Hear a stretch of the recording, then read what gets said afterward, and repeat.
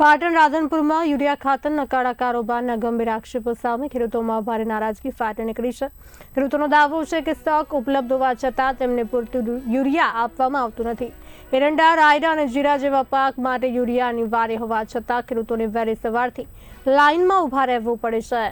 રાધનપુર અને સાંતલપુર તાલુકાના ખેડૂતોનું કહેવું છે કે ખાતર બ્લેકમાં વેચાતું હોય અને વધુ નફો કમાવવાની કોશિશ થતી હોય તે કારણે તેમને વિતરણમાં મુશ્કેલી પડે છે। પૂર્વ ધારાસભ્ય રઘુ દેસાઈ અને જિલ્લા મહિલા કોંગ્રેસ પ્રમુખ જયા ઠાકોરે પણ ખેડૂતોને ન્યાય અપાવવા માટે લડતની જાહેરાત કરી છે। મેં આઈડિયા ઘઉં, રાયડું અને જીરું એ વાવ્યું છે, બરોબર। મારે હાલમાં 15 થેલીની જરૂર છે। ગોડાઉન નવી માર્કેટમાં નવાગંજમાં ગોડાઉન 5 ગાડીઓ પડી છે, બરોબર, સ્ટોક, અને 1 ગાડી ખાલી થાય છતાં એરિયા હાલતા નથી। ગોદામો ખોલે તો મેળ પડે, ગોડાઉન ખોલે તો મેળ આવે।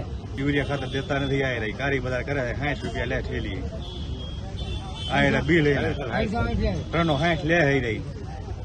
યુરિયા ખાતર દેતા ને ડી લઈ લેતા 1500 રૂપિયા પહેલા, ડીપી દેતા રહી,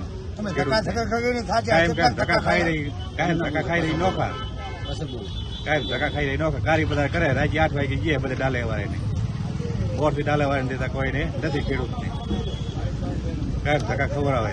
હાલ કેવી જરૂરિયાત છે ખાતરની તમારે? હાલ હતી આ જરૂર છે, બધે કોઈ ખેડૂતને દેતા નથી એમ।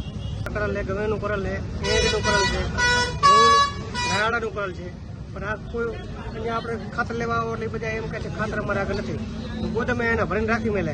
અત્યારે અમારે 80 થેલીની જરૂર છે, મોટા ખેડૂત છે, હાલમાં ગાડીઓમાં પહોંચ પડી છે। આ ભાઈ બધા જોઈને આવ્યા છે, અને આ ભાઈ ના પણ અમે તો પાદરાને પહોંચાય 60 કિલોમીટરથી અહીંયા અમે રાધનપુર આવ્યા છીએ। અત્યારે અમારું ગામ 60 કિલોમીટર જેટલું હોય અહીંયા, એના ખાલી બજારમાં બધા સાંજે રાત્રે ખાતર બધાને આપી જાય, અને પછી એ નોરા પાઘડી કરીને ધમકી આપો તો એ રહી આપણે એમ નથી દેવો, જવા જો તમારે થાય કરો એમ।